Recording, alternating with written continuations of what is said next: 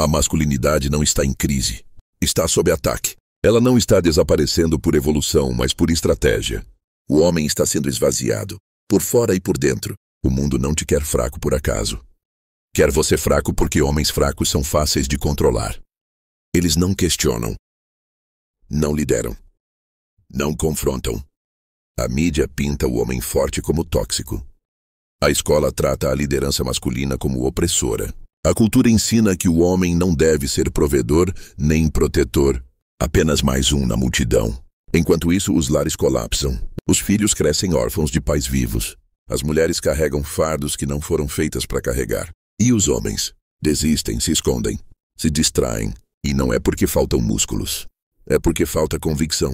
Ser homem hoje virou motivo de culpa. Se você quer liderar, é controlador. Se quer corrigir, é machista. Se quer proteger, é opressor. Mas Deus ainda chama os homens para a guerra, não contra carne e sangue, mas contra as trevas que invadiram o mundo pela ausência de homens que se levantem. Adão não se calou. Ele cedeu. Sabia da ordem de Deus, mas escolheu o fruto. O pecado entrou porque o homem falhou em obedecer, mesmo sabendo a verdade. E esse padrão segue até hoje. Homens que conhecem a verdade, mas escolhem o desejo. Homens que sabem o que é certo, mas se rendem ao que é fácil. Homens que têm força espiritual, mas vivem como se fossem fracos. A masculinidade não está sumindo. Ela está sendo vendida em pedaços. Por prazer, por distração, por medo.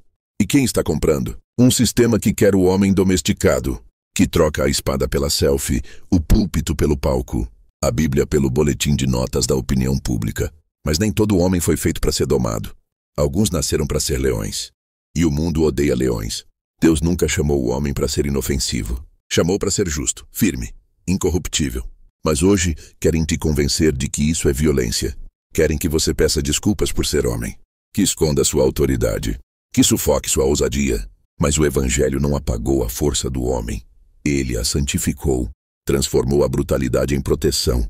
A raiva em zelo. A impulsividade em coragem com propósito. Neemias viu os muros de Jerusalém destruídos. Poderia ter chorado apenas. Poderia ter culpado o sistema.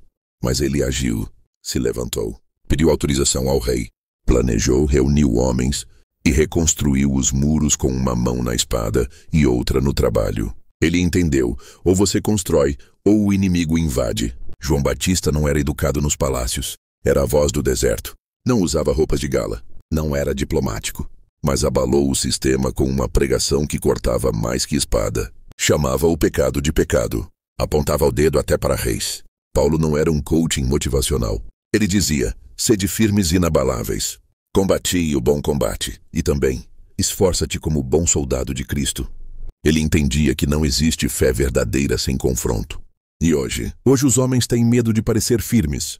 Pedem licença para ter opinião. Ouvem mais o Instagram do que o Espírito Santo.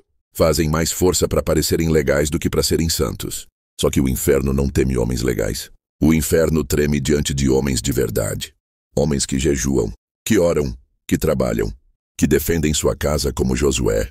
Eu e minha casa serviremos ao Senhor. Josué 24:15. A masculinidade bíblica não é dominadora. É sacrificial. É amar a esposa como Cristo amou a igreja e morreu por ela. É corrigir os filhos por amor e não para aliviar o próprio estresse. É fazer o que é certo mesmo quando dói. É levantar cedo, guerrear calado e dormir em paz sabendo que fez o seu papel. Ser homem nunca foi sobre gritar mais alto. Sempre foi sobre carregar mais peso. E hoje poucos estão dispostos a isso. O mundo não precisa de mais homens famosos. Precisa de mais homens fiéis. Homens que sustentem uma família mesmo quando o mundo desaba.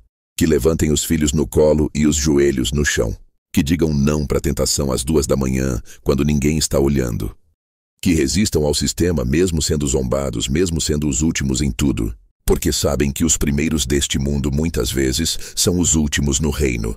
É verdade, a masculinidade está sendo assassinada. Mas o que poucos dizem é que não é só a cultura que mata o homem. É o próprio homem. Quando escolhe o pecado ao invés da palavra. Quando troca a liderança pela passividade.